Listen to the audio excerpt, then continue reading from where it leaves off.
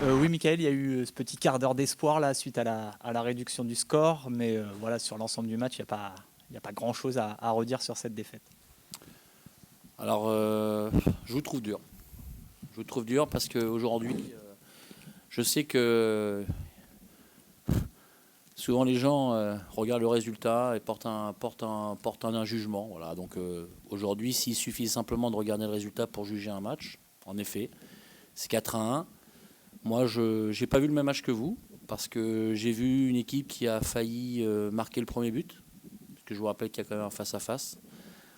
J'ai vu une équipe qui a élevé son niveau de jeu au moins dans les duels. Après, on est conscient qu'aujourd'hui, on a encore besoin de travailler avec le ballon. C'est une certitude dans nos intentions. J'ai vu une équipe qui prend 2 buts, je dirais, évitables. D'accord. J'ai vu une équipe qui est revenue au score à 2-1.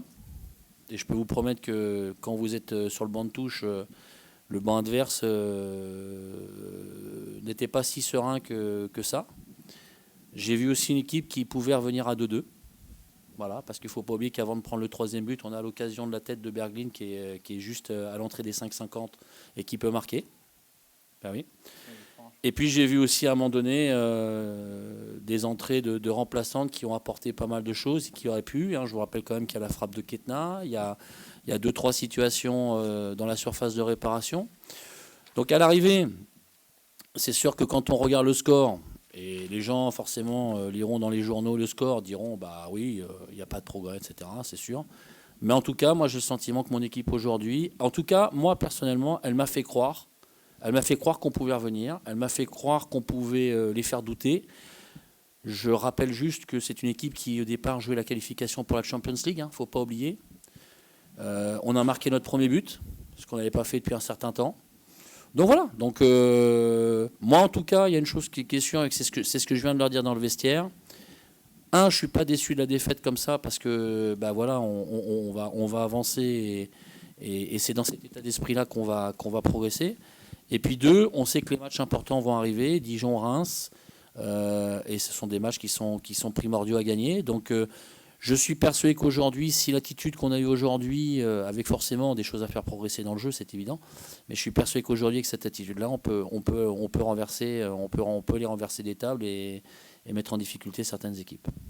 Pour vous, s'il y a des regrets, c'est sur la première période, du coup, où vous prenez 2 buts.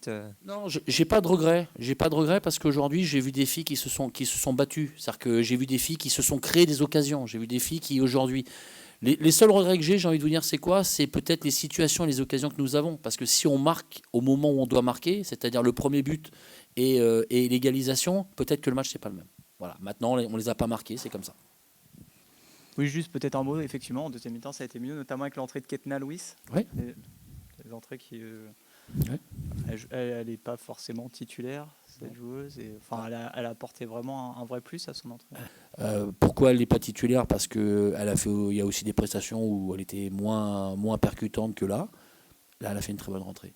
Voilà. Donc je suis très content de ce qu'elle a fait et je suis content de ce qu'elle a apporté.